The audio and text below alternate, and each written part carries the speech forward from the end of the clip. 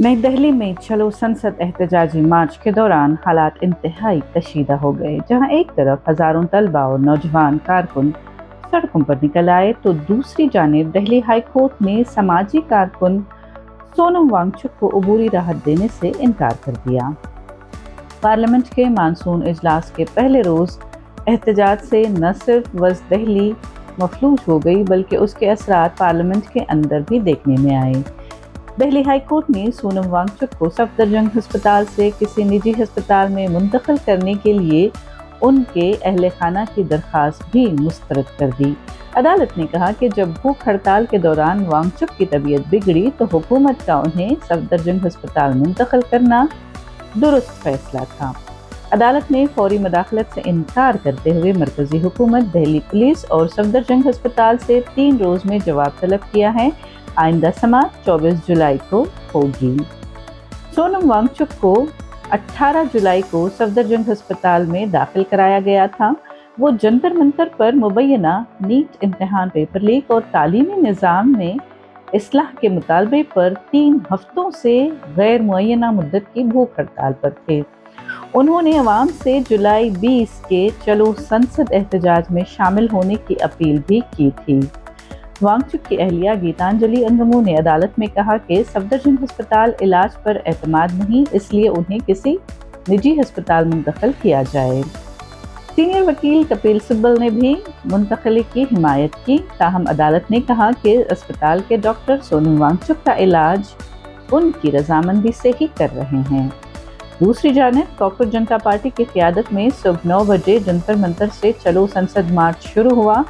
Police की इजाज़त न होने के बावजूद हजारों तलबा और नौजवान मुजाहिरीन पार्लियामेंट की जानिब रवाना हुए।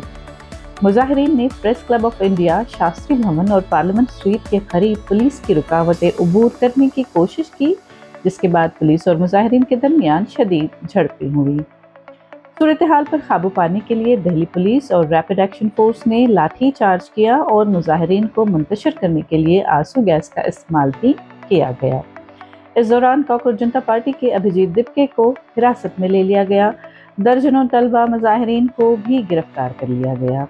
एहतजाज करने वालों के 3 बड़े मुतालबे सामने आए हैं। पहला, मुबैना नीट पेपर लीक की जिम्मेदारी कबूल करते हुए मरकजी वजीर तालीम धर्मेंद्र प्रधान के फौरी इस्तीफे का मुतालबा।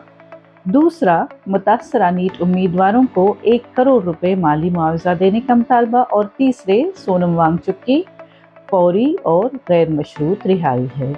मरकजी हुकूमत ने मुजाहिरीन से बातचीत का आगाज कर दिया है। कॉकरोच जनता पार्टी के तर्जुमान सौरभ दास और आशुतोष रंका मरकजी वजीर सेहत जेपी नड्डा की सरकारी रिहाइशगाह पर हुकूमत के नुमाइंदों के साथ मुज़ाकरात कर रहे हैं। उधर सोनम वांगचुक सफदरजंग अस्पताल में सख्त पुलिस निगरानी में मौजूद हैं और अपनी भूख हड़ताल जारी रखे हुए हैं। उन्होंने अस्पताल इंतजामिया को खत लिखकर मुतालबा किया है कि उन्हें डिस्चार्ज किया जाए ताकि वो तलबा के एहतजाज में शामिल हो सकें। इसी दौरान ऑल इंडिया स्टूडेंट्स एसोसिएशन के 3 कारकुनों ने अपोजिशन अरकान पार्लियामेंट की दरखास्त पर अपनी 23 रोज़ा भूख हड़ताल खत्म कर दी है। पार्लियामेंट के अंदर भी इस मामले पर शदीद हंगामा देखने में आया। अपोजिशन रहनुमा मल्लिकार्जुन खड़गे और डिंपल यादव ने नीट मामले और पुलिस कार्रवाई के खिलाफ एहतजाज किया और पार्लियामेंट के दोनों ऐवानों की कार्रवाई वक्त से पहले मुलतवी करनी पड़ी। उधर दिल्ली पुलिस ने इससे पहले ही कॉकरोच जनता पार्टी के चलो संसद मार्च की इजाज़त देने से इनकार कर दिया था। पार्लियामेंट के मानसून इजलास से कबल भारतीय नागरिक सुरक्षा संहिता की दफ़ा 163 के तहत नई दिल्ली ज़िला में इम्तनाई अहकाम नाफिज किए गए थे, जिनके तहत 5 या उससे ज़्यादा अफराद के इज्तिमा, जुलूस, नारेबाजी और मुजाहिरों पर पाबंदी आयद है।